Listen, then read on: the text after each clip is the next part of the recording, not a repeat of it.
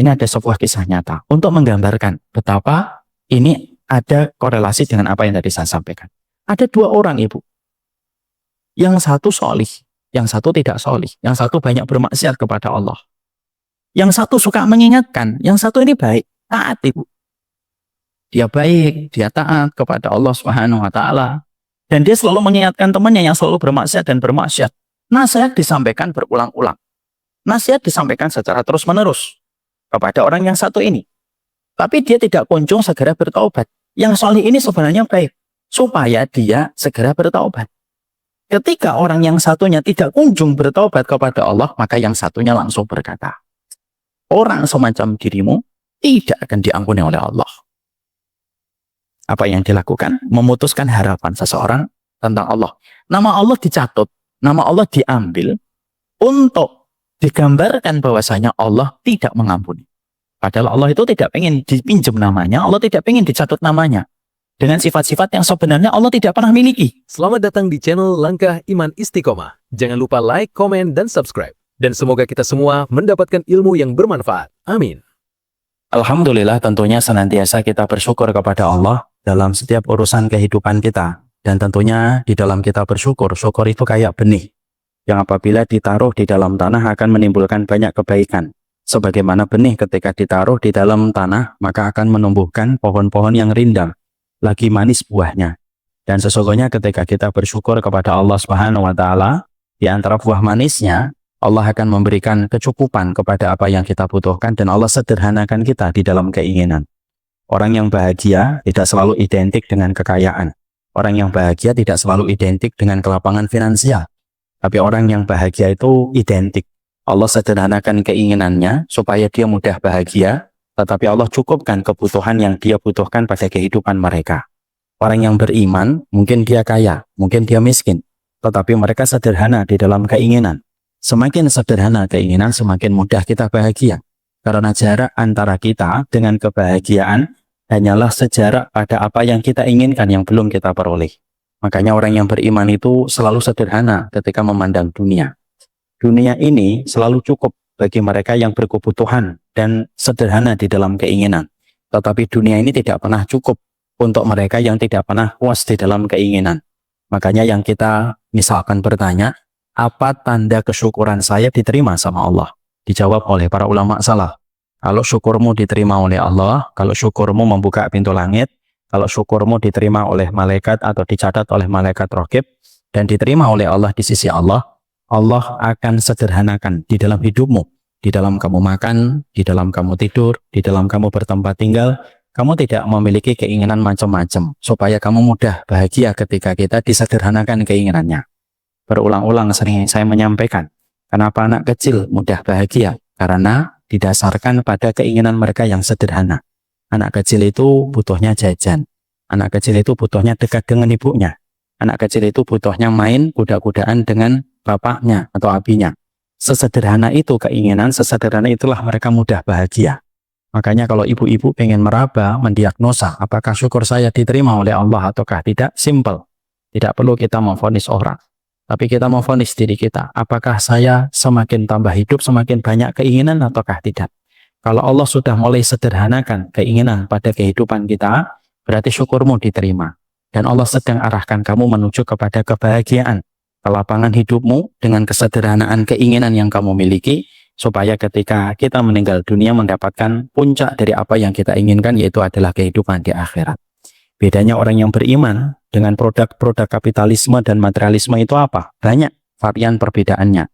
Tapi salah satu varian perbedaan antara produk kapitalisme dan produk orang yang beriman, orang beriman itu sederhana di dalam keinginan. Tetapi produk kapitalisme itu tidak pernah sederhana di dalam keinginan. Selalu berinovasi di dalam keinginan. Selalu berinovasi di dalam kemauan. Sehingga akhirnya dunia ini kalaupun dikumpulkan, diperes kayak kelapa, bagi orang kapitalisme pun tidak akan pernah cukup. Karena dunia dan apapun yang ada di dalamnya, kalaupun diberikan kepada orang dengan kemauan, dengan keinginan yang tidak pernah putus, maka tidak akan pernah cukup. Nah, inilah yang menjadikan kita. Kenapa kita kalau melihat Mekah dan Madinah berbeda kalau kita melihat Italia ataupun negara Eropa. Kalau kita melihat Eropa, semua yang ditinggalkan para raja masih bisa dilihat. Masih bisa dinikmati, bisa dijadikan objek dari foto yang kita bawa ke rumah. Tapi beda kalau kita ke Mekah dan Madinah. Kalau kita ke Mekah dan Madinah tidak menjumpai istananya Abdurrahman bin Auf, padahal beliau layak memiliki istana yang besar. Tidak menjumpai istananya Utsman bin Affan, dan tidak menjumpai istananya Umar bin Khattab. Karena disitulah para ulama berkata, karena mereka sederhana di dalam keinginan. Nah, inilah yang menjadikan kita bersyukur, karena bersyukur itu menyederhanakan keinginan dan memudahkan kita untuk bahagia.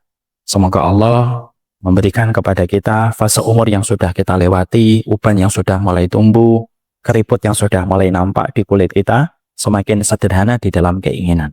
Ada yang kaya, sederhana di dalam keinginan. Ada yang miskin, tetapi tidak pernah puas dengan keinginan. Sederhana dalam keinginan itu tidak selalu identik dengan orang miskin. Bisa jadi orang kaya ketika dia bersyukur, disederhanakan keinginan dia di dalam hidupnya. Dan itulah yang menjadi keinginan kita. Semoga Allah memberikan keberkahan di dalam kita bersyukur, Allah sederhanakan cara kita memandang kehidupan dan apa yang terjadi di atasnya, supaya kalau sederhana keinginan kita, beban kita di dalam kehidupan menjadi ringan. Kepada Allah kita bersyukur dan kepada Allah kita menggantungkan segala urusan kehidupan kita. Amin. Kita pada kesempatan ini akan berbicara tentang satu perkara besar, yaitu tentang masalah surga. Kita tentunya memiliki benang merah, Ibu. Walaupun kita berbeda backgroundnya, berbeda jenis kelaminnya, berbeda status sosialnya, tetapi kita memiliki benang merah yang menyamakan. Bahwasanya kita selalu meminta surga kepada Allah seharinya 17 kali tanpa kita sadari. Ketika kita mengucapkan ihdinas siratal mustaqim siratal ladzina an'amta 'alaihim ghairil maghdubi 'alaihim waladdallin. Maka sebenarnya kalau kita bedah tafsir ataupun takwil pada ayat itu, sebenarnya kita meminta jalan para nabi dan para rasul, jalan yang menghantarkan seorang manusia menuju kepada surga. Tentunya kita paham bahwasanya saking pentingnya masalah surga, kita secara tidak langsung ataupun tidak sadar mengulang-ulang permintaan kita tentang surga 17 kali di dalam satu hari. Dan kita juga menjumpai di dalam Al-Quran, Allah ulang kata surga lebih dari 100 kali. Baik dalam bentuk plural ataupun dalam bentuk tunggal atau dalam bentuk mufrad. Dan tidaklah disebut berulang-ulang kata surga di dalam Al-Quran. Kita baca semenjak kita membaca Al-Baqarah sampai surat An-Nas dengan menyebutkan dan penyebutan kata surga berulang-ulang. Karena di dalamnya ada banyak kebaikan yang sebenarnya kita peroleh ketika kita memaknai surga itu dengan benar. Makanya sering saya menyampaikan, mengingat surga itu memberi kekuatan. Tapi mengingat dunia itu memberi kelemahan dan kerapuhan. Semakin kita menzoom in-kan surga pada perjalanan kita beribadah kepada Allah, semakin kita akan kuat menapak pada setiap problematika yang kita jumpai dan setiap amanah yang kita dapatkan menjadi lebih gampang untuk kita selesaikan kalau kita mengingat surga. Ibu, coba tanya, Ibu dialog sama orang-orang solih dan orang solihah. Dalam segala pencapaian luar biasa yang mereka lakukan, selalu ada kata surga yang mereka inginkan. Dan selalu ada kata surga yang mereka ingin dapatkan dalam kehidupan kelak pada babak yang kedua, dalam kehidupan di akhirat. Karena memang kata surga itu memberikan kekuatan. Makanya kita jumpai Allah, kalau memberikan hiburan kepada orang yang beriman, Allah tidak memberikan kepada kita bebas finansial di masa tua. Allah kalau memberikan kabar gembira kepada orang yang beriman, Allah tidak menjamin kesehatan kita di masa tua.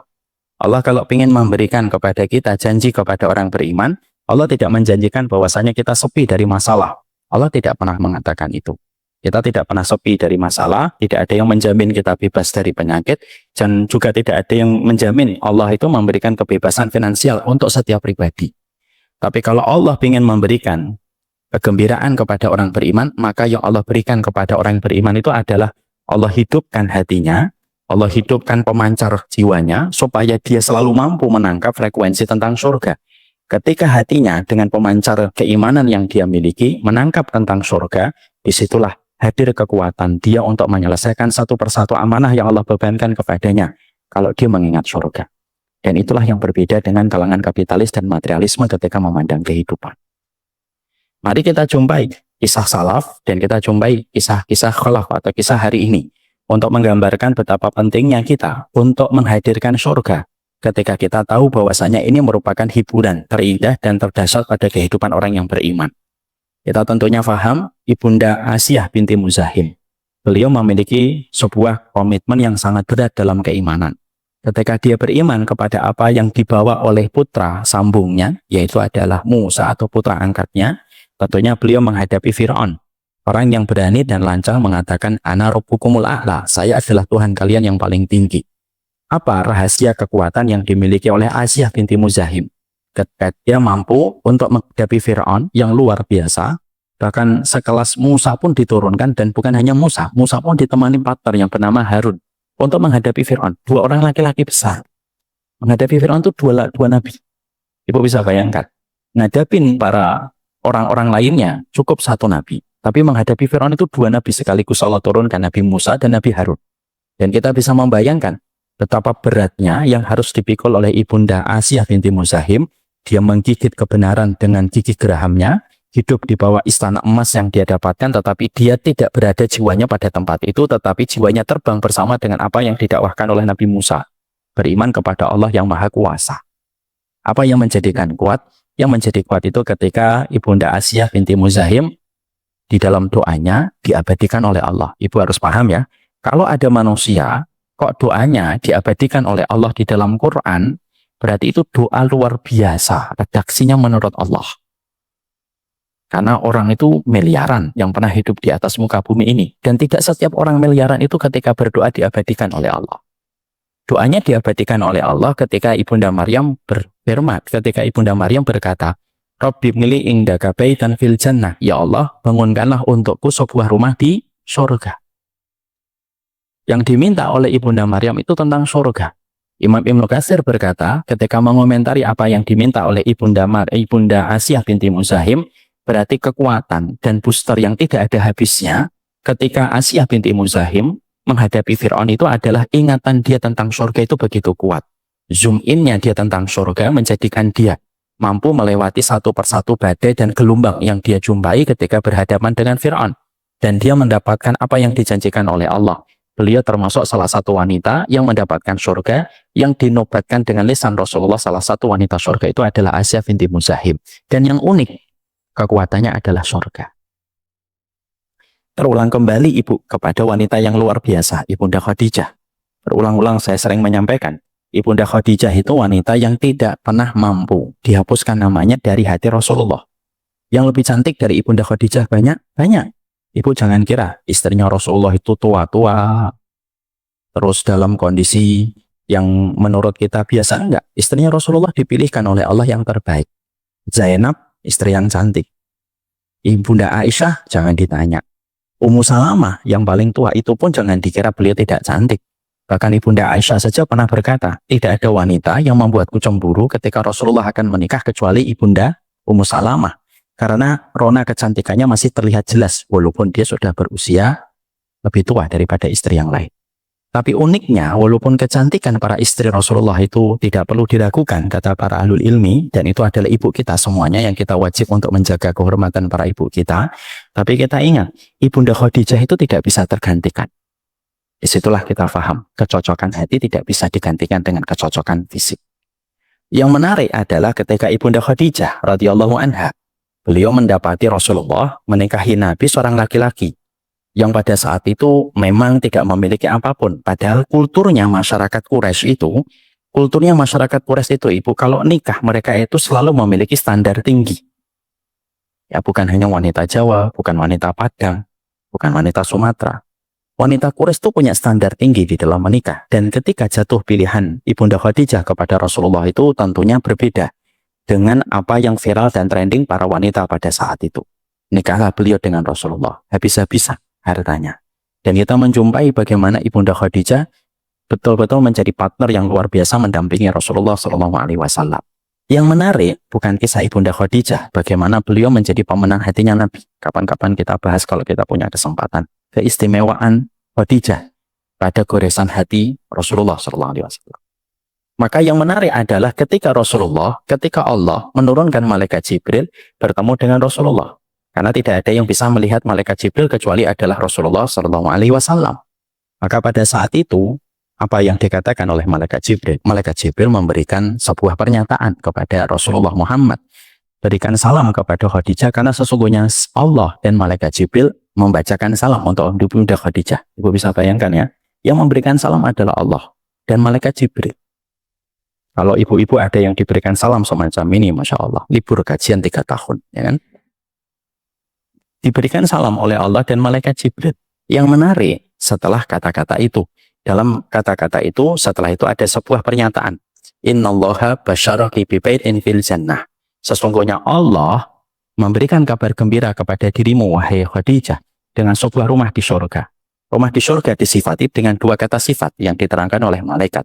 Yang pertama, di dalam rumah itu tidak ada kelelahan dan keletihan, dan di dalam rumah itu tidak ada sakhab, tidak ada keramaian dan keributan. Mari kita bedah. Para ulama mengatakan, kenapa sifat rumahnya Ibunda Khadijah diberikan kata sifat dengan 2 sifat itu? Karena orang yang paling lelah di dalam menemani Rasulullah dari kalangan wanita itu adalah Ibunda Khadijah. Kalau ibu bertanya, siapa wanita paling lelah yang pernah membersamai dalam perjalanan dakwah? Itu Ibunda Khadijah. Bahkan hari ini kita bisa mencium bau wanginya Islam itu karena apa yang dikorbankan oleh Ibunda Khadijah.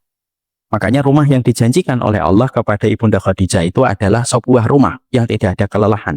Jadi tidak lelah lagi. Kata sifat yang pertama tidak cukup. Kata sifat yang kedua, tidak ada keramaian. Kenapa tidak ada keramaian? Karena sesungguhnya rumahnya Aisyah itu ramai dengan kedatangan para sahabat yang silih berganti datang untuk mempelajari tentang iman yang disampaikan oleh Rasulullah. Dan ibu kan paling tahu, rumah itu adalah tempat paling privasinya ibu-ibu. Ibu-ibu tentunya tidak nyaman kalau banyak orang di dalam rumahnya. Tapi Ibunda Khadijah meletakkan perasaannya di satu lereng, lalu dia korbankan perasaan itu untuk diberikan kepada Nabi. Dia biarkan pintunya selalu terbuka, ramai dengan kedatangan para sahabat yang memetik keimanan dari Rasulullah SAW, dan itu dibayar kontan oleh Allah. Dan Allah menyampaikan melalui malaikat Jibril, engkau diberikan sebuah kabar gembira dengan rumah di surga, dengan 2 sifat.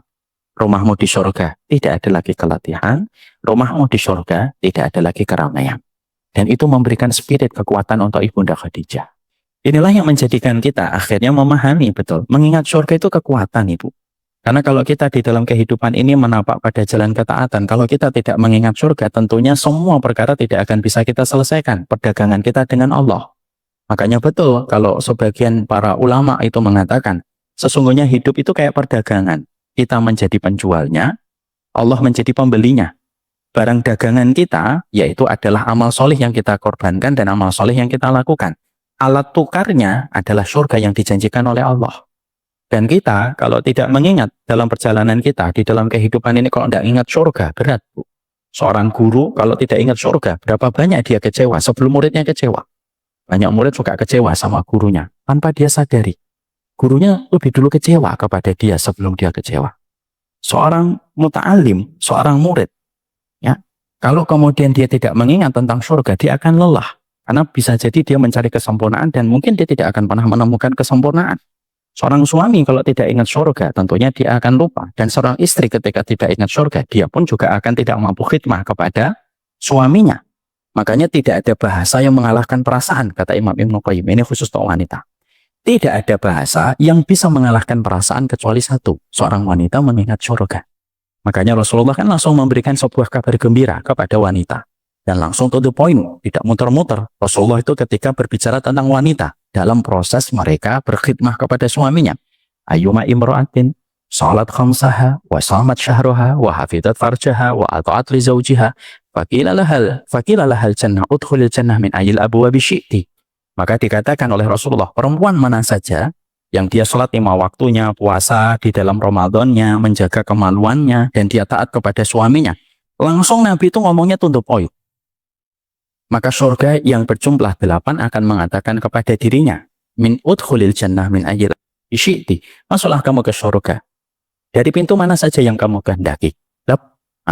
Mengomentari hadis ini, Ibu. Apa yang dikomentari para ulama tentang hadis ini?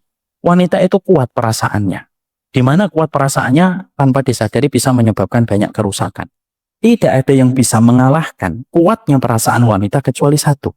Ketika wanita itu kembali mengingat perjalanan dia memiliki anak, perjalanan dia khidmah kepada suaminya, itu kalau bukan karena surga, maka dia tidak akan kuat menjalankan amanah itu dengan baik.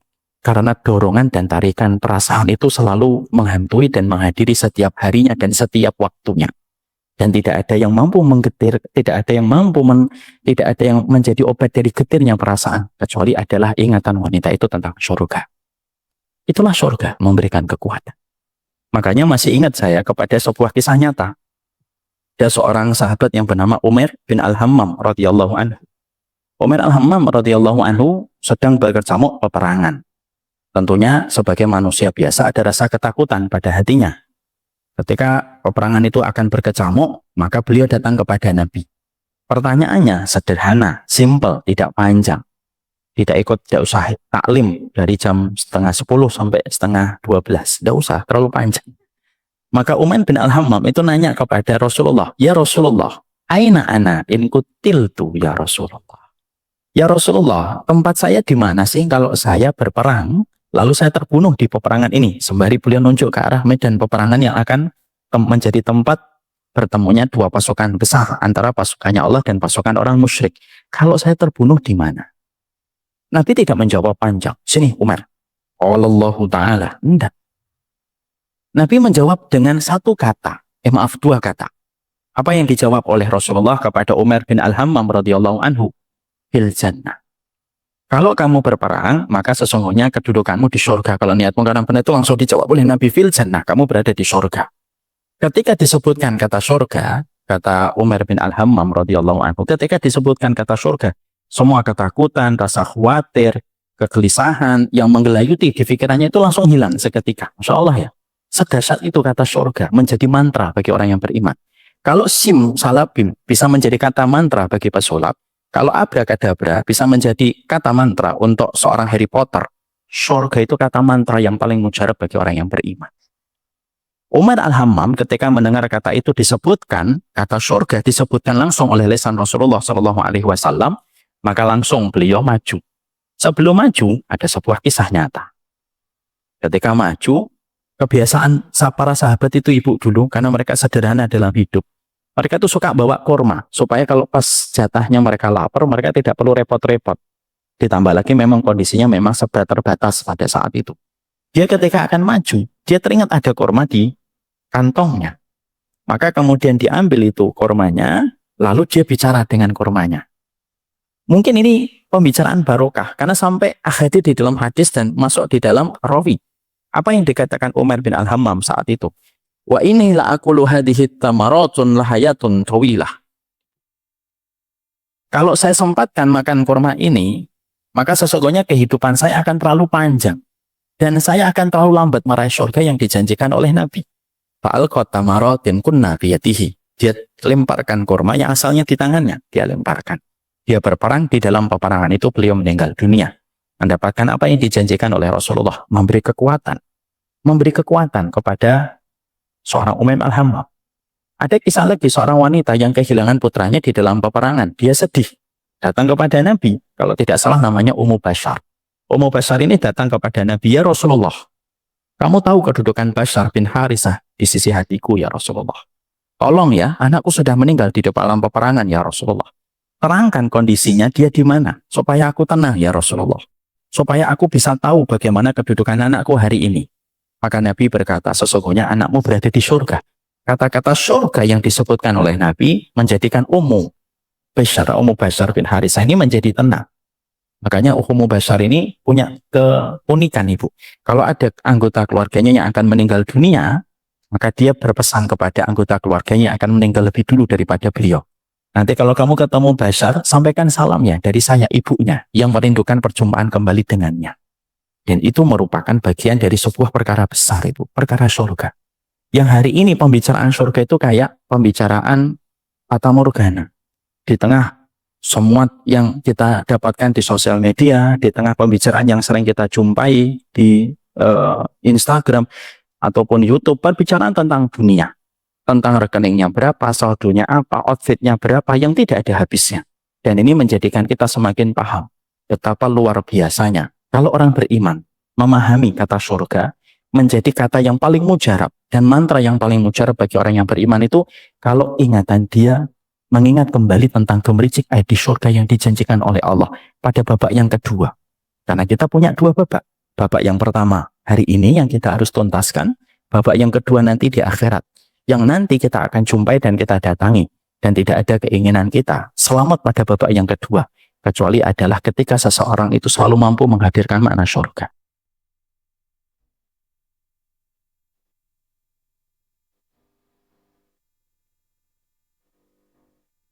Jauhkanlah perut ini dari neraka ya Allah. Ketika pandangan. Maka sesungguhnya Al-Quran itu memetakan orang-orang yang mereka tidak pernah ingat, mereka rela terstruktur, terevaluasi di dalam proses mereka belajar jam peristiwa. Yang mana peristiwa itu Satin orang. Maka kelak pada kehidupan di akhirat, mereka nanti lapor hisab kemudian mulai dilakukan. Maka ketika hisab itu sudah mulai dijalankan, langsung mereka tidak jahat, mereka tidak mendolimi. Tidak ada orang yang kebingungan dalam kehidupan di akhirat, kecuali kebingungan orang punya istri dan Allah tidak punya anak. Allah nanya kepada orang yang soleh. Yang satunya tidak mau masuk lagi ke lubang itu. Semacam itu. Ketika sudah bicara tentang bagaimana api itu berisi di dalamnya air. Dan mereka menyangka bahwasanya mereka akan diberikan kesegaran sejenak.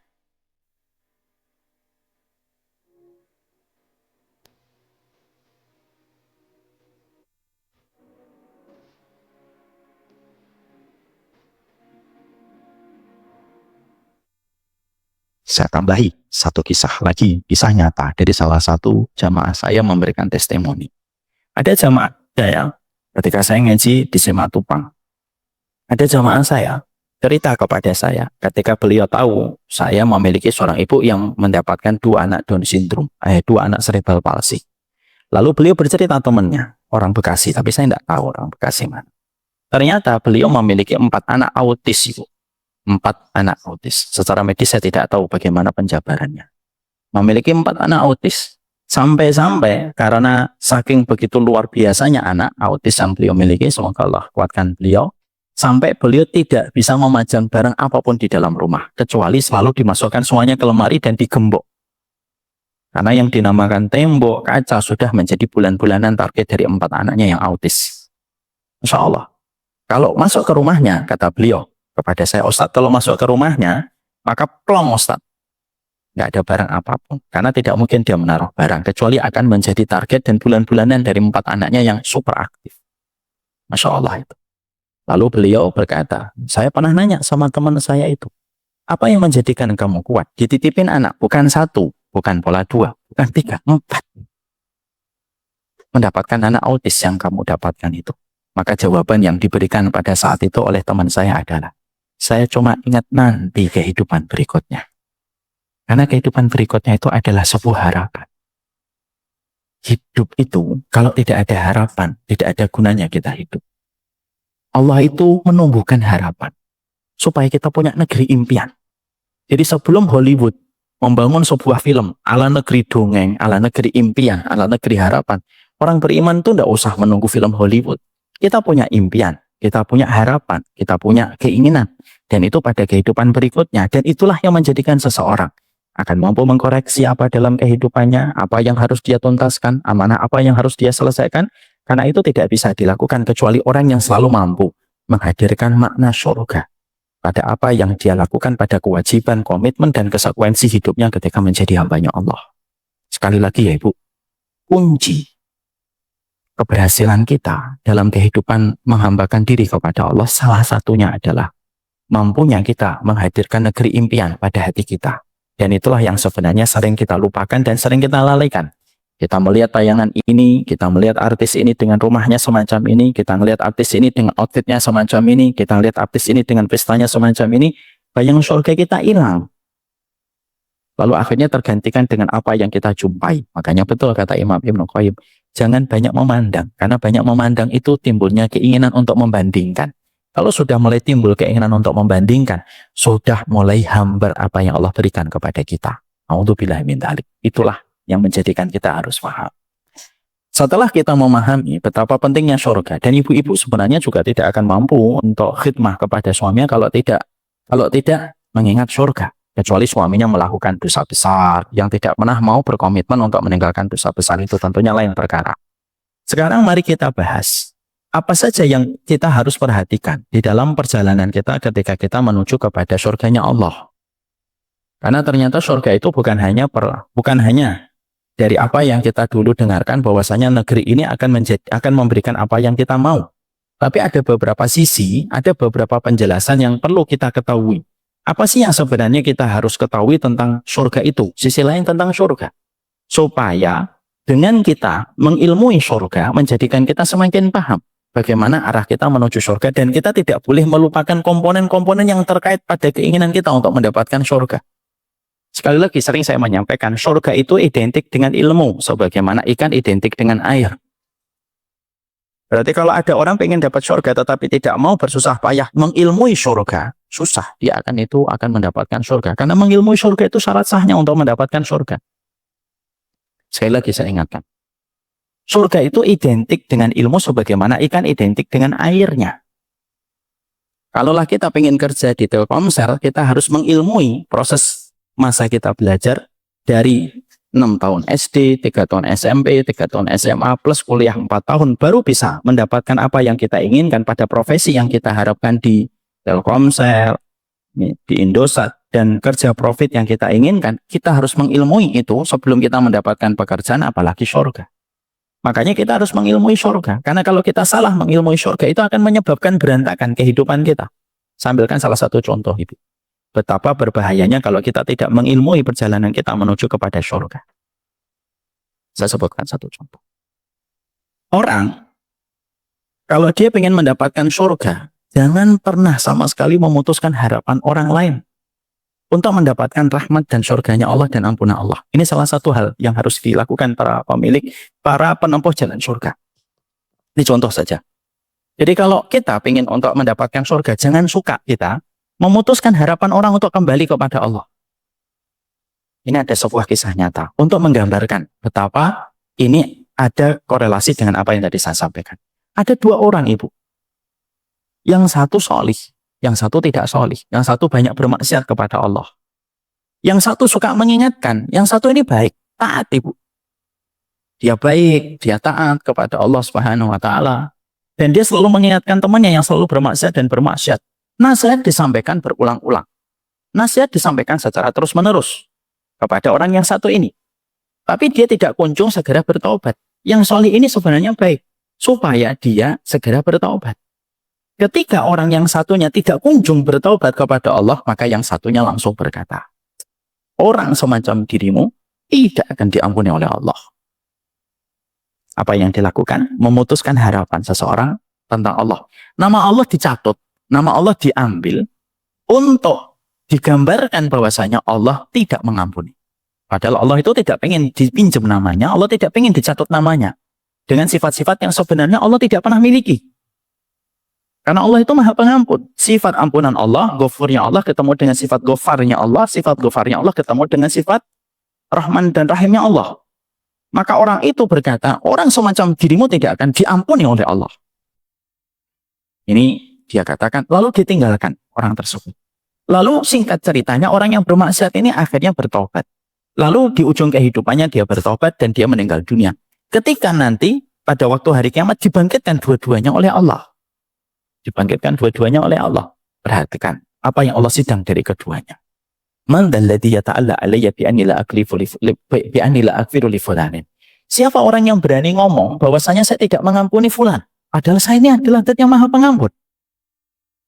Maka orang tadi berkata, saya ya Allah. Maka Allah marah, murka. Kamu berani mencatut nama aku pada sesuatu yang tidak aku lakukan ketika aku tidak pernah mengatakan, aku tidak pernah mengampuni fulan.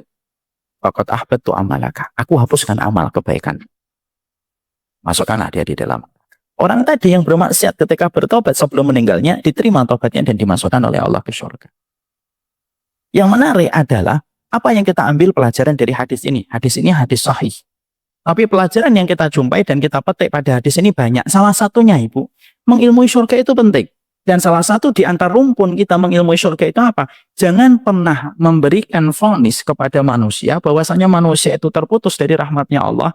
Selama dia hidup masih ada kemungkinan dia bertobat, dan selama itu pula ada kemungkinan dia diberikan tobat oleh Allah.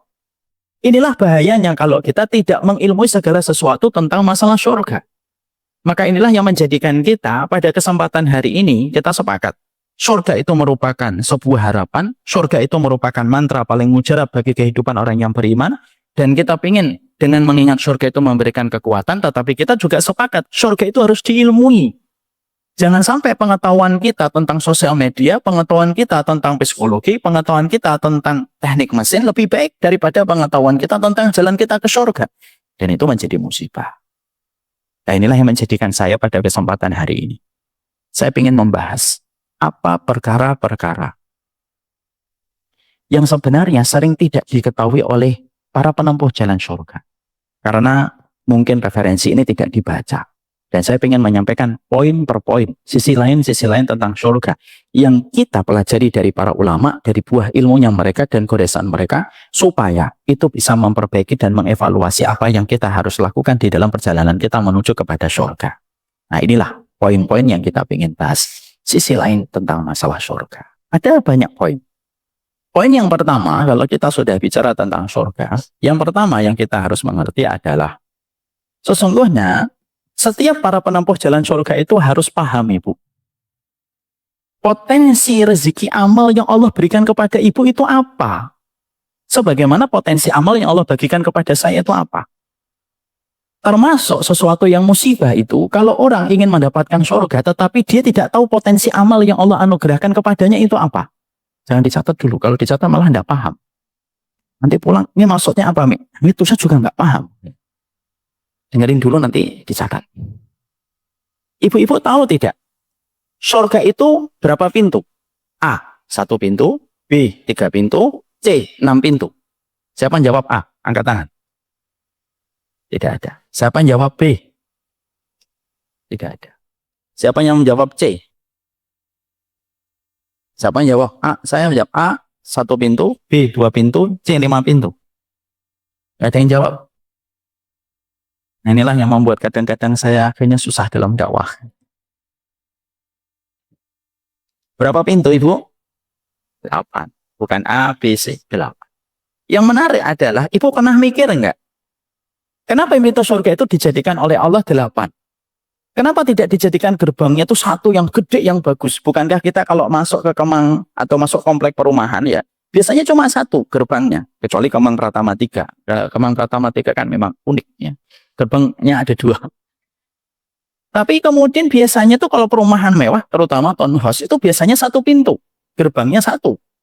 Kenapa surga tidak dijadikan 1 pintu, Ustaz? Kenapa di dalam surga itu pintunya ada 8? Ada pintu apa saja yang Allah berikan di dalam 8 pintu surga itu? Ada pintu sholat, ada pintu puasa, ada pintu sedekah, ada pintu jihad. Ada pintu aiman. Pintu aiman itu pintu yang diperuntukkan bagi 70.000 orang yang masuk surga tanpa hisab. Yang mereka tawakal sama Allah, tidak pernah minta diruqyah, tidak pernah menggunakan pengobatan api, dan tidak pernah bertatoyon merasa sial dengan apa yang mereka jumpai. Itu mendapatkan pintu aiman. Ada pintu sholat, puasa, sedekah, jihad, pintu aiman. Terus kemudian ada pintu apa? Pintu ridho. Orang yang ridho dengan apa yang dia peroleh, salah satunya ahlul musibah. Ketika dia mendapatkan musibah, dia ridho. Bedakan ya, Bu. Ridho dengan cinta itu sama atau beda? Ridho dengan cinta itu sama atau beda? Siapa yang mengatakan beda? Angkat tangan. Siapa yang mengatakan sama? Yang masih merasa ragu-ragu. Nah, ini efek dari pandemi yang terlalu lama. Ridho dengan cinta sama atau tidak sama? Tidak sama. Lebih tinggi ridho atau lebih tinggi cinta? Ridho. Ibu cinta nggak sama suami? Tapi ridho nggak dalam segala sesuatunya? Nggak usah ditanya. Saya paling tahu tentang masalah kayak gitu. Dia cinta sama suami tapi belum tentu ridho dalam setiap perkara yang ada pada suaminya. Makanya kemudian pintu yang keenam itu pintu ridho kepada Allah. Cinta dan ridho itu masih kalah dengan ridho. Pintu yang ketujuh apa? Pintu yang ketujuh tobat. Orang yang mereka bertobat kepada Allah dan diterima tobatnya. Yang kedelapan, wal kadhiminal ghaidha wal 'afina 'anin nas. Pintu yang kedelapan itu pintu memaafkan manusia yang salah dan pintu menahan marah. Itu ada 8. Yang menarik adalah, tidak mungkin kan Allah itu tiba-tiba ujuk-ujuk tanpa ada sebuah penjelasan dan penjabaran. Kenapa Allah jadikan pintu surga itu ada 8? Allah menjadikan pintu surga itu ada 8. Mari kita membedah menurut penjelasan Imam Malik. Imam Malik berkata, Allah jadikan pintu surga itu ada 8. Karena Allah itu membagi potensi amal ibadah setiap manusia itu berbeda-beda sebagaimana Allah membagi rezeki.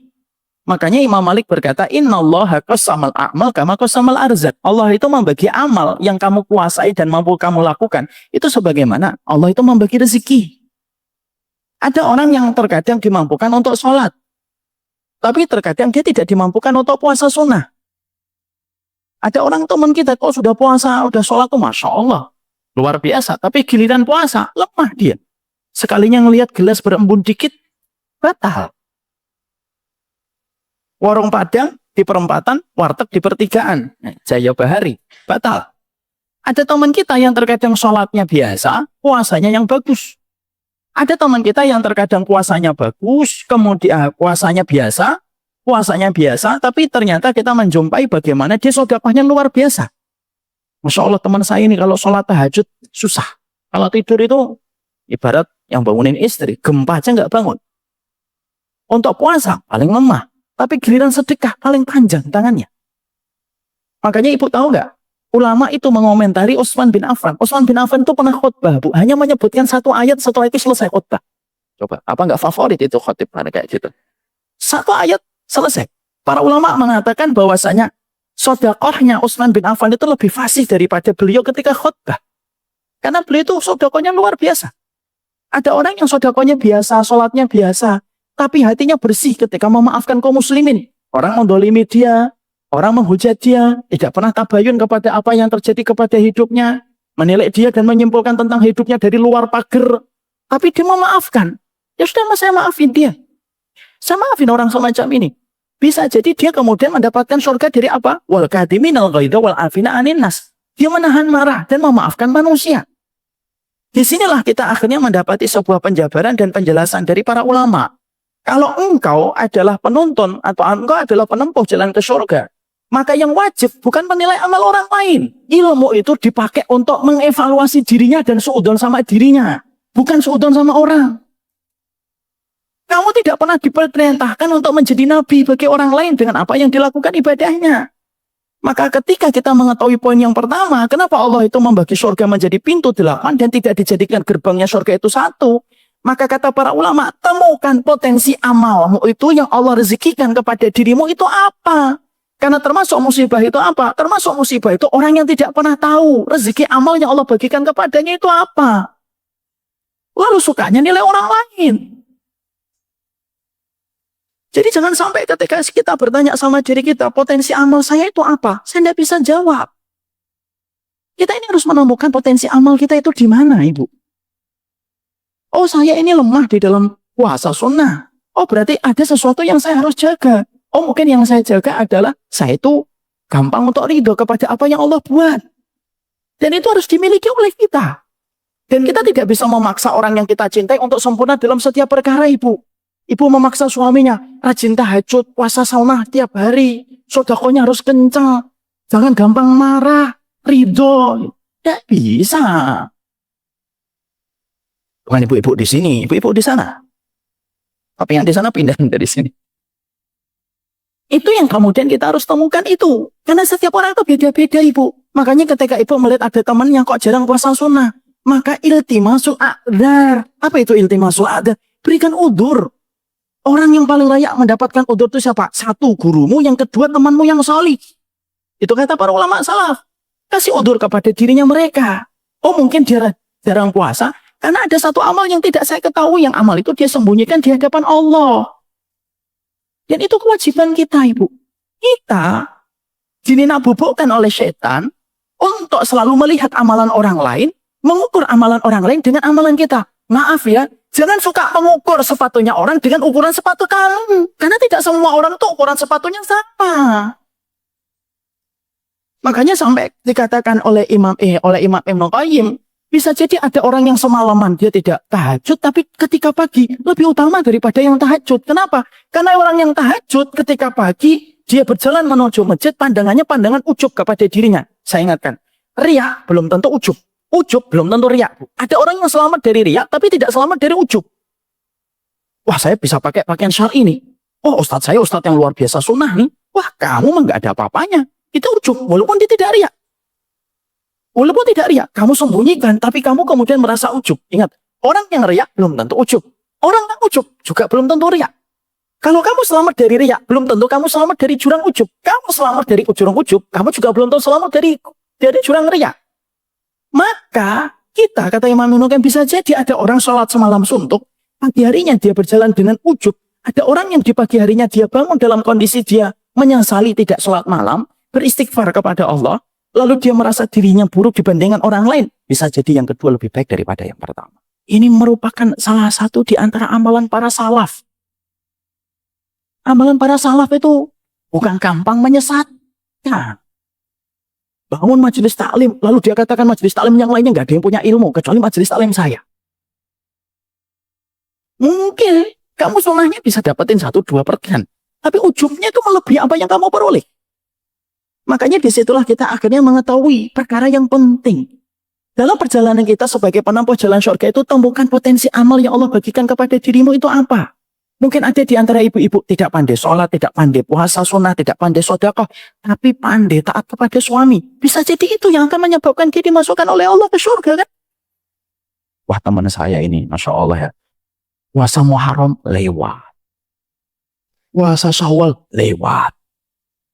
Ya? Puasa Ayyamul Bid lewat.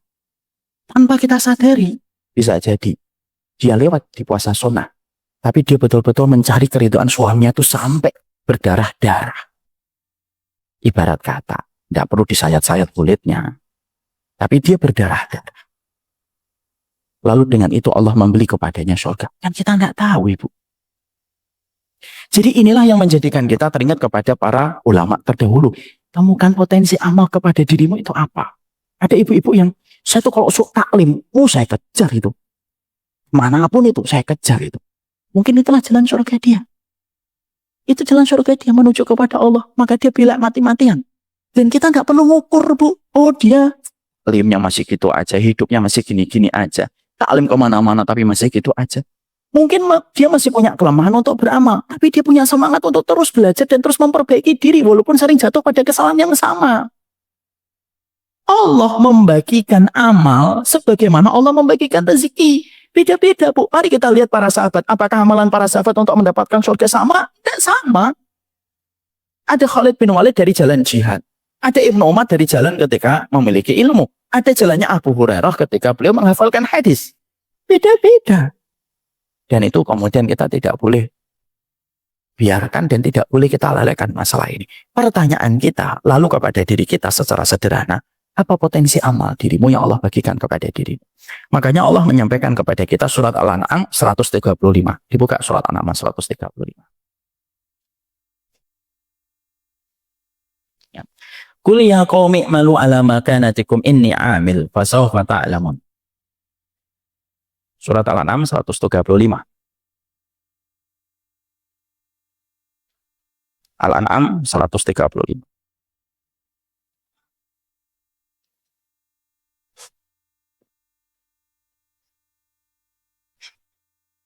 Allah menyampaikan pada surat Al-An'am 135. Qul ya qaumi i'malu ala makanatikum inni 'amil. Wahai Muhammad, katakanlah kepada kaum, wahai kaumku, i'malu ala makanatikum. I'malu, beramallah, ala makanatikum, sesuai dengan apa yang kalian mampu. Ya, kita beramal sesuai dengan apa yang Allah mampukan untuk kita. Inni 'amil. Dan kemudian aku pun berbuat sebagaimana itu. Fasawfa ta'lamun, maka sesungguhnya kelak kamu akan mengetahui bagaimana yang kita lakukan. Disitulah Rasulullah memberikan sebuah nasihat. I'malu ala makanatikum. Ini yang kita pegang. I'malu ala makanatikum. Ambil amal yang menurut kalian itu yang mampu kalian lakukan itu apa.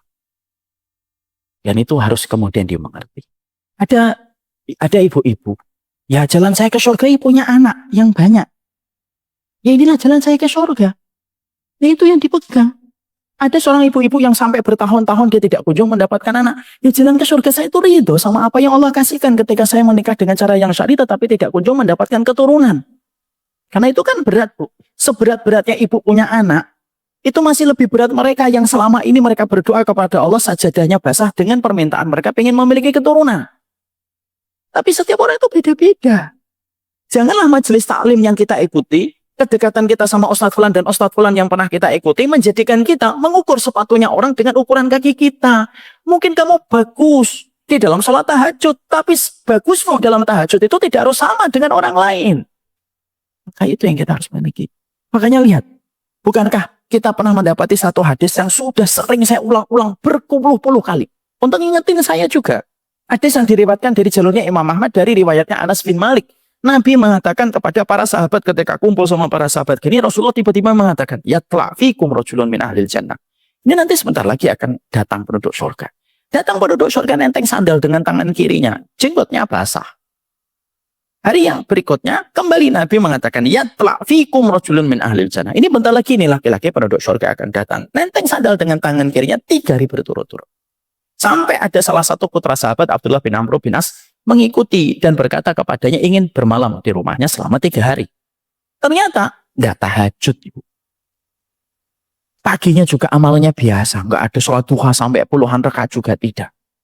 Malamnya juga biasa, hanya mencukupkan yang wajib-wajib dan standar dalam mengamalkan yang sunnah. Tapi ajaibnya Rasulullah menobatkan dirinya sebagai penduduk surga bukan sekali, tapi 3 kali.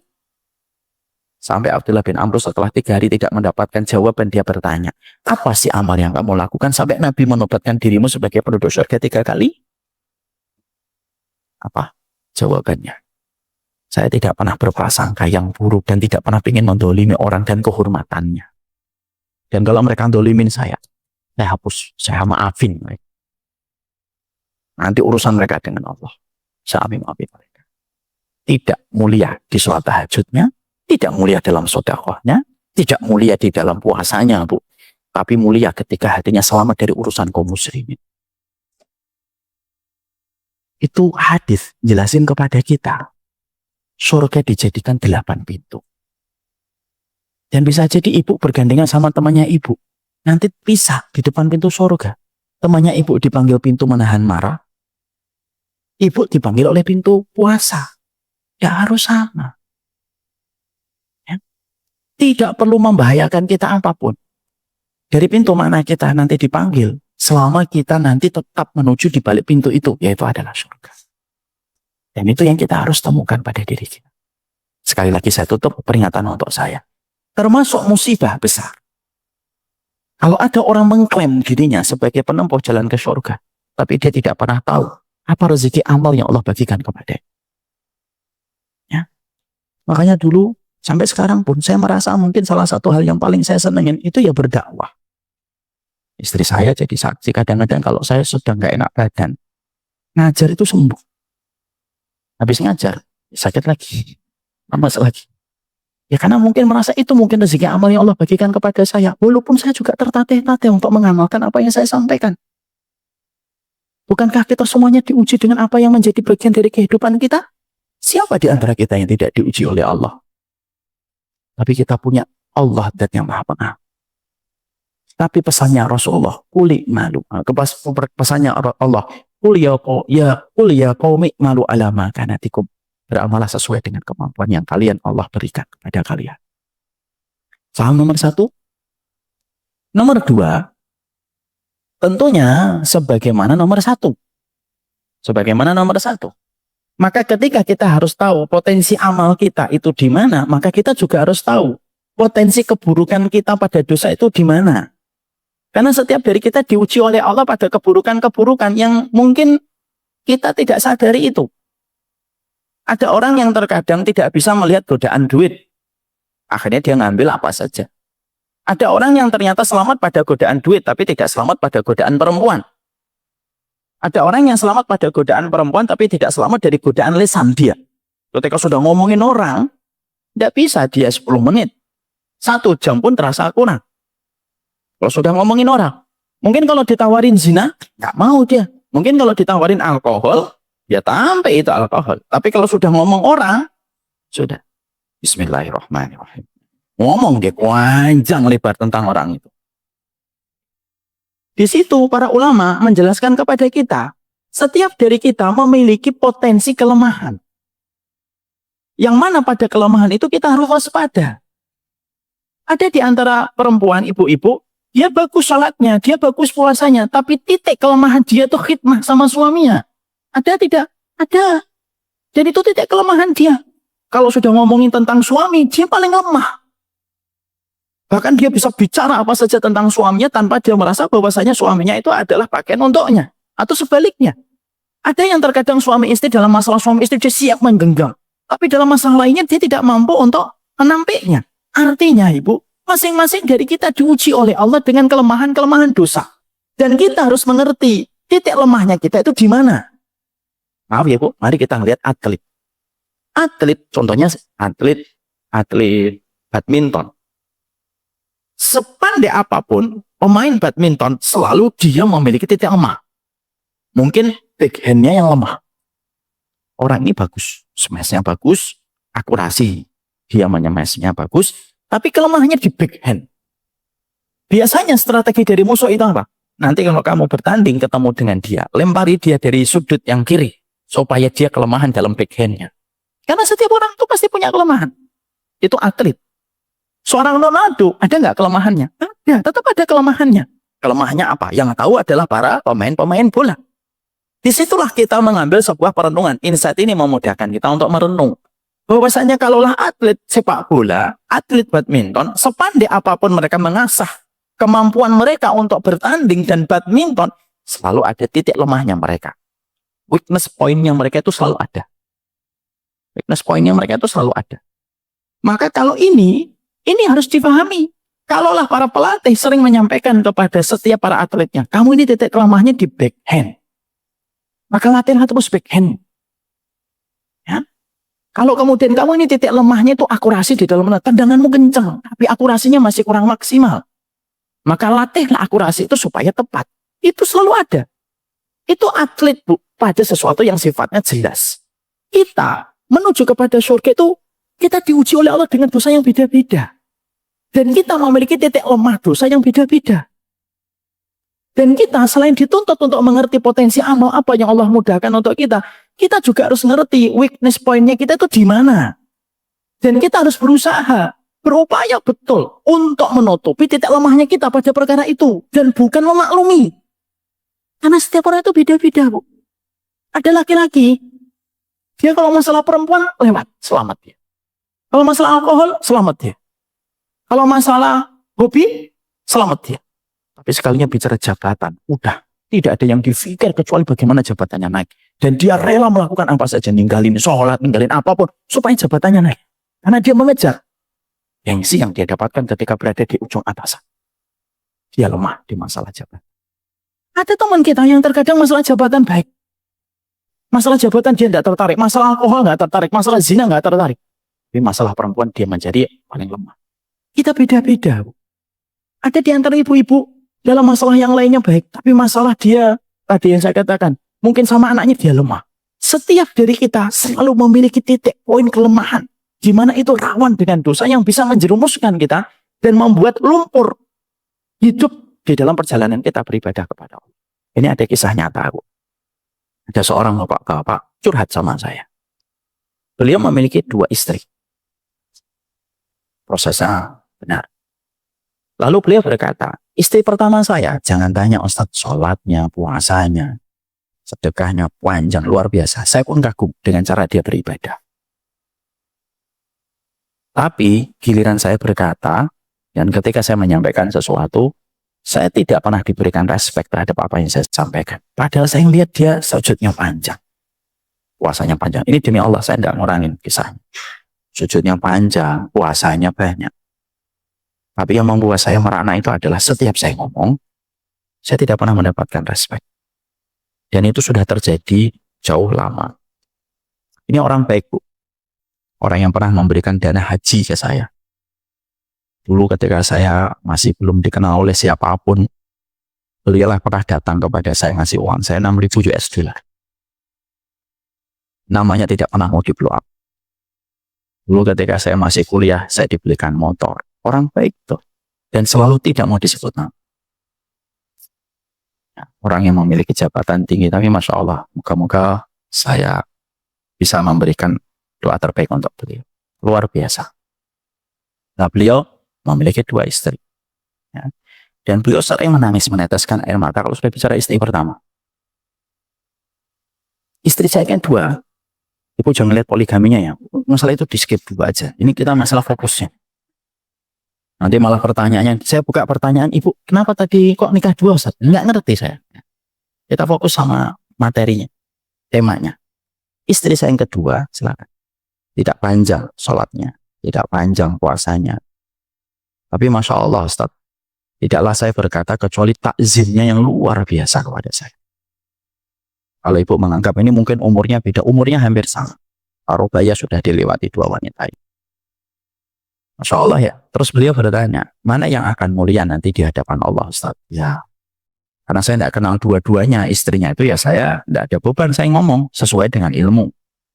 Ya kalau melihat karakternya wanita itu, kesolehan wanita cuma satu, Pak. Diukur bagaimana dia di hati suaminya. Dan ketaatannya. Tapi disitulah akhirnya ketika saya habis memberikan jawaban itu, saya mencoba mencari kembali, membuka kitab gitu. Akhirnya saya ketemu. Memang masing-masing dari kita diuji dengan titik lemahnya kita. Ada mungkin titik lemahnya kita dalam masalah kesabaran. Ada titik lemahnya kita kalau sudah berhadapan dengan tetangga. Ada titik lemahnya kita kalau sudah ketemu sesama pengurus masjid. Ya. Ada titik lemahnya kita kalau sudah berhadapan dengan ustadz dan guru. Tidak bisa dia diem kecuali ngomongin. Jadi semua ustadz tidak lepas dari pembicaraan dia. Semua dari kita itu diuji dengan titik lemah itu. Dan kita harus tahu titik lemahnya kita itu pada dosanya itu apa. Itu yang kita harus temukan. Makanya ada seorang laki-laki, dia berkata begini. Beliau itu berkata, kalau sudah urusan perempuan, dia langsung tutup. Dia berkata, karena saya tahu titik lemahnya saya. Dan kita semuanya sama. Ya. Nah kita, selain poin yang pertama, bagaimana kita harus mengerti sebagai penempuh jalan surga, bagaimana kita harus menemukan potensi amal rezeki yang Allah rezekikan untuk kita. Kita harus ngerti juga titik lemahnya kita itu gimana. Di mana itu? Sama kayak pemain badminton, dia tidak akan pernah menjadi juara kalau dia tidak bisa mengerti titik lemahnya dia di mana, dan itu dimanfaatkan oleh musuh ketika bertanding dengan dirinya. Apa fungsinya, Ustaz? Kalau kita sudah mengerti titik lemahnya kita, titik lemahnya kita itu menjadikan kita akhirnya bisa menutupi titik lemah itu. Ada mungkin ibu-ibu titik lemahnya itu kalau sama binatang kasar. Mungkin ada. Ketika dia lupa bahwasanya ada seorang perempuan diadab di dalam neraka gara-gara mendolimi kucing. Oh, saya titik lemahnya itu kok sama kucing itu saya tendang-tendang. Saya bantai satu-satu untuk kucing sampai kejat. Mungkin ini contoh aja. Saya ini contoh. Dan titik lemah orang itu beda-beda. Lah kita kewajibannya sebagai penempuh jalan menuju kepada surga itu apa? Bagaimana kita menemukan titik lemah kita itu. Kalau kita sudah menemukan titik lemah kita, maka kita berikan perhatian kepada titik lemah kita itu. Kita berikan perhatian, Bu. Mintalah kepada Allah supaya kita dibantu oleh Allah pada titik lemah kita itu. Semua dari kita diuji oleh titik lemah. Kalau ibu sering mengatakan begini-begini sama suaminya, atau suami mengatakan sama istrinya, sama, kita juga diuji dengan titik lemah kita. Lah, cukuplah menjadi musibah, kata para ulama, kalau kamu menginginkan surga, tapi kamu tidak pernah mengerti titik lemah kamu tidak akan dapat trofi surga. Karena trofi surga itu disematkan, dinobatkan, diberikan trofi surga itu kepada mereka yang mengerti titik lemahnya, lalu dia tidak berdamai dengan titik lemah, tidak berdamai, tetapi berusaha mengobati getirnya titik lemah dia itu dengan pertolongan yang dia minta kepada Allah. Dan dia berusaha untuk mengobatin itu. Titik lemah itu tidak bisa dibiarkan. Karena titik lemah itu, kata para ulama, kayak borok. Semakin kamu biarkan, semakin dia membesar. Semakin dia membesar. Semakin dia membesar. Dan merusak semua rezeki amal yang Allah sudah potensikan untuk kita. Coba kita lihat, perempuan mendolimi kucing. Itu kan sebenarnya kan, mungkin itu titik lemahnya dia. Tanpa dia sadari, dia ngambil kucing, dia masukkan ke kamar, dia jebloskan, tidak dikasih makan. Dan dia tidak merasa bersalah.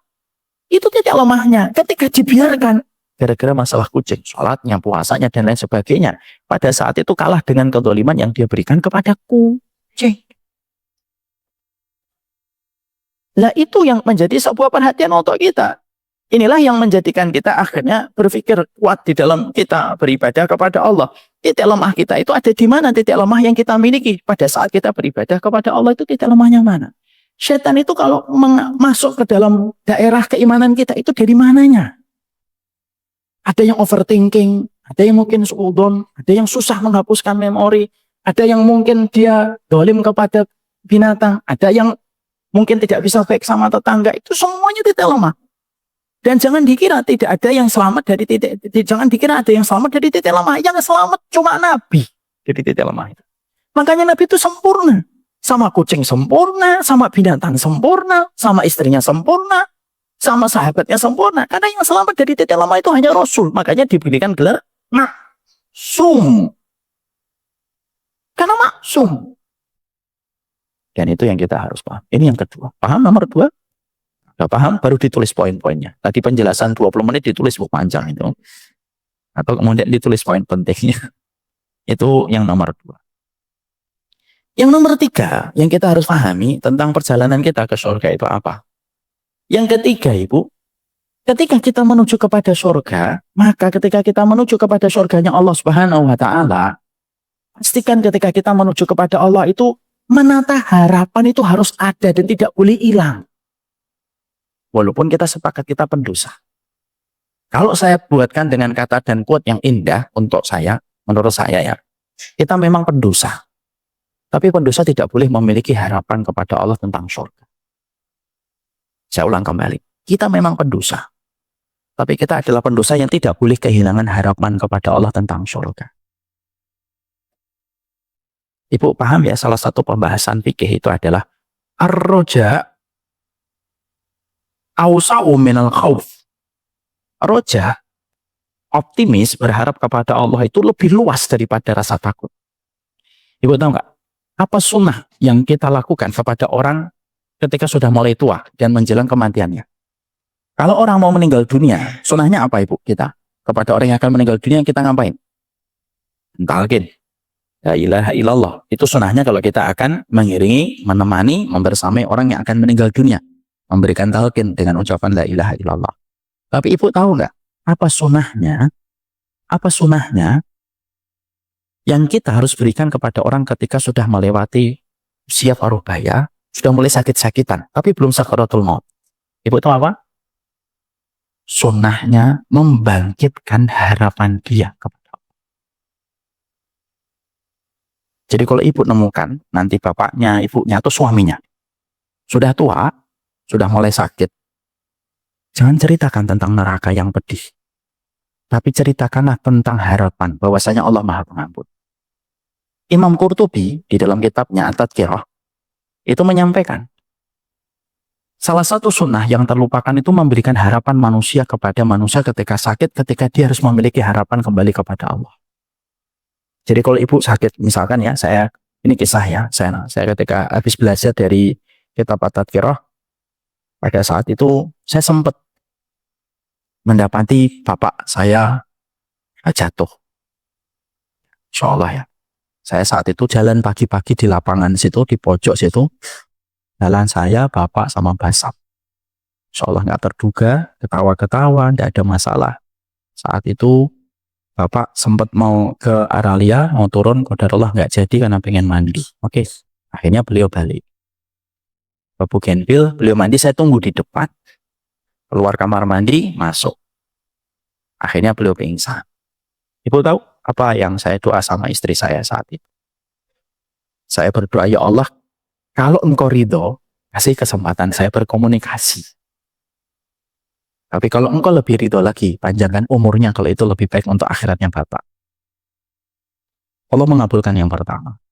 Allah, Bapak itu di rumah sakit 21 hari. Dari ICU, keluar ke kamar biasa, masuk ke ICU lagi, keluar lagi, dan masuk ke ICU. Ketika akan masuk ke ICU, yang ketiga kalinya tidak boleh ditemani istri saya saat itu memberikan sebuah penguat, sudah pulang saja. Karena Bapak itu tiap hari selalu nanya Mas Yusar dan Mbak Risma, kedua kakak saya. Saya istikharah, akhirnya dibawa pulang. Dalam perjalanan ketika Bapak keluar, yang saya lakukan adalah saya teringat pesannya dari Imam Al-Qurtubi. Kalau kamu dapetin orang sakit, sudah semakin berat, yang kamu lakukan adalah timbulkan harapan dia untuk senang kembali pulang kepada Allah dengan apa yang baik tentang Allah dan apa yang telah dia kerjakan. Saya ngomong, Bapak ini orang baik, ya, orang yang menemani kakak saya dengan tulus, mendidik saya dengan baik. Makanya kalau kita tanya, kalau kita punya waktu yang singkat, ngapain sih? minta maaf dan sebutkan kebaikan. Kenapa disebutkan kebaikannya? Karena dia akhirnya memiliki harapan yang baik tentang tempat yang akan dia tuju. Ibu ketemu anak yang kabur ke Malaysia. Ibu tahu tetangga ibu anaknya kabur ke Malaysia. Di Malaysia ketemu. Kira-kira ibu ngomong apa sama anak itu ketika ketemu di Malaysia? Kita pasti ngomong, ibumu nangis, berdoa tiap waktu, nggak doyan makan. Kira-kira anaknya itu akan pulang atau tidak pulang? Pulang. Jangan ibu ngomong salah. Setelah kamu pergi, rezeki keluargamu tambah luar biasa.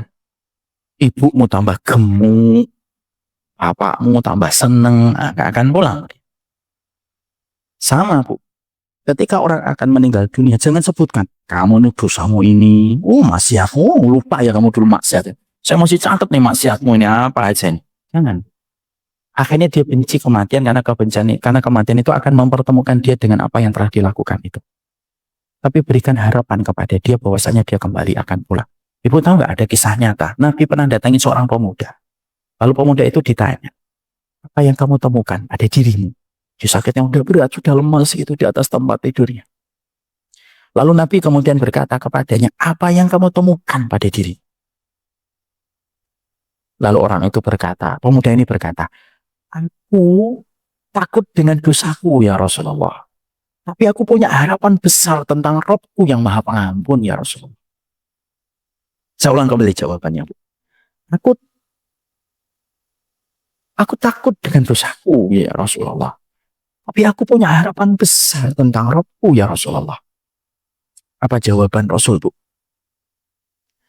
Pemuda ini diamankan dari apa yang dia takutkan dan diberikan dengan apa yang dia harapkan.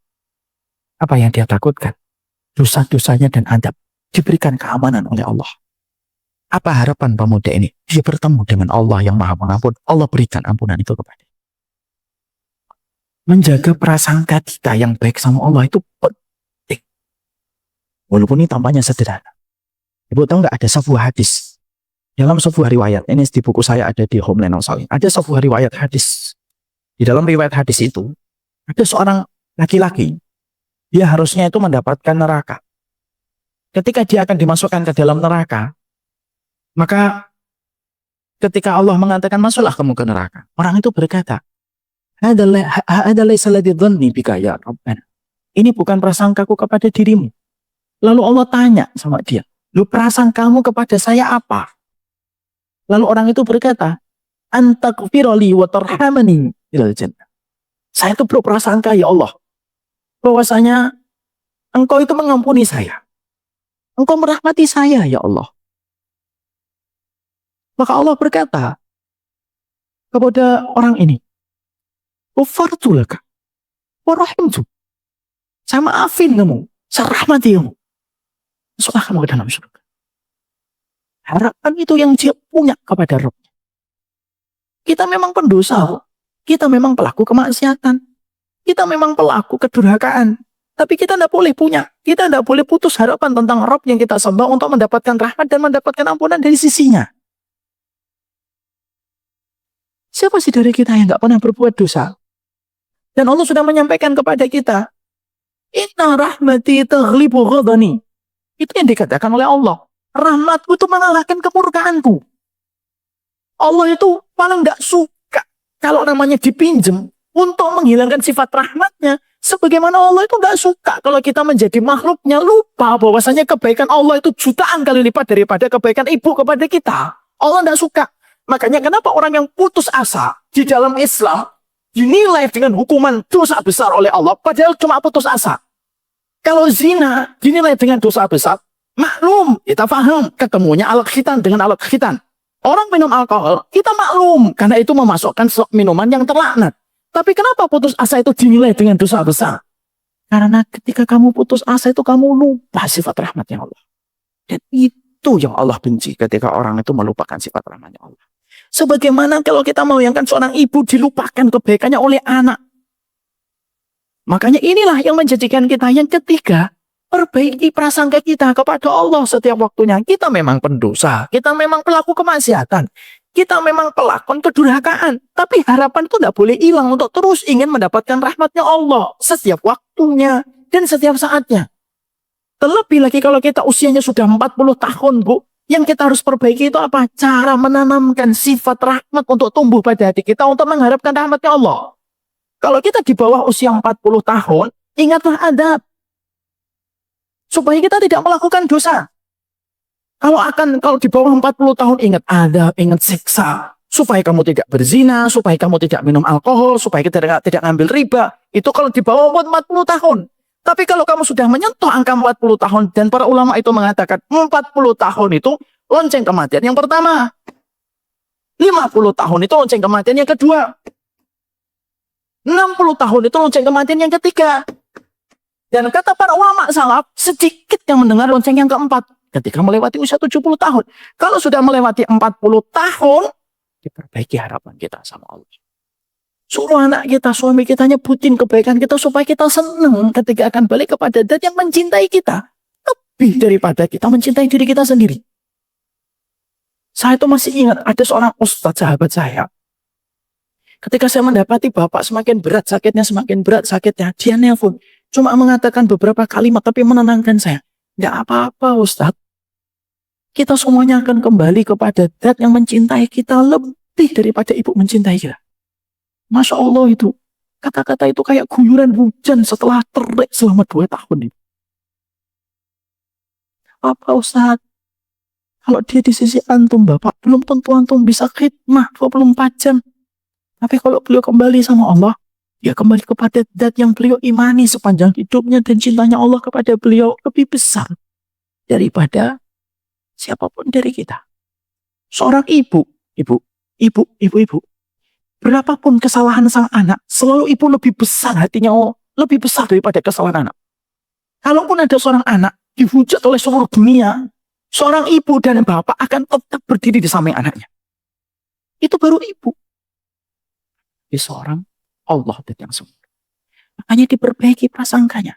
Ibu nanti kalau ada temannya sakit gitu, semakin berat, datengin, katakan kepadanya, kamu ini orang yang baik, ikut taklim, dulu pernah bantuin saya, supaya harapan dia itu senang kembali untuk ketemu apa yang telah dia lakukan. Jangan sekali-kali salah menempatkan rasa takut itu berlebihan yang menyebabkan orang itu putus asa dari rahmatnya Allah. Karena hidup itu harus 2 komponen yang harus dimiliki. Kalau kehidupan itu mobil, maka sesungguhnya mobil itu tidak akan harmonis dan tidak akan dibeli kalau tidak memiliki rem dan gas. Rem dan gas. Ada saatnya ngerem, ada saatnya ngegas. Kalau mobil cuma punya rem, berapapun harganya tidak ada orang yang mau beli. Gimana bisa jalan kalau cuma rem? Tapi kalaupun ada mobil bagus, bodinya kuat, tapi cuma punya gas, tidak punya rem, tidak ada yang mau beli. Karena dia khawatir akan jatuh kepada kecelakaan. Hidup itu ada khauf, ada roja. Kadang kita takut, kadang kita berharap. Harapan itu lebih luas daripada rasa takutnya manusia kepada Allah. Makanya para ulama dulu mengatakan apa? Ar-roja awsa'al minal khauf. Rojamu itu harus lebih besar kepada Allah daripada ketakutanmu. Tapi harapan roja itu tidak boleh menggampangkan dosa. Tentunya maaf ya Bu. Salah satu dosa besar itu apa? Sering memakai sifat ampunan Allah untuk berbuat dosa. Ini ada. Sering memakai sifat ampunan Allah untuk melegitimasi dosa. Ya apa-apa. Bil riba, Allah Maha Pengampun. Ya apa-apa zina, Allah Maha Pengampun. Ini Allah paling tidak suka difahami sifatnya dengan cara sebelah mata tanpa ilmu. Kemurkaan Allah kepada orang semacam ini besar. Karena menyalahgunakan sifatnya. Itu yang ketiga. Paham ibu-ibu? Kita menetapkan harapan kita kepada Allah Subhanahu wa Ta'ala.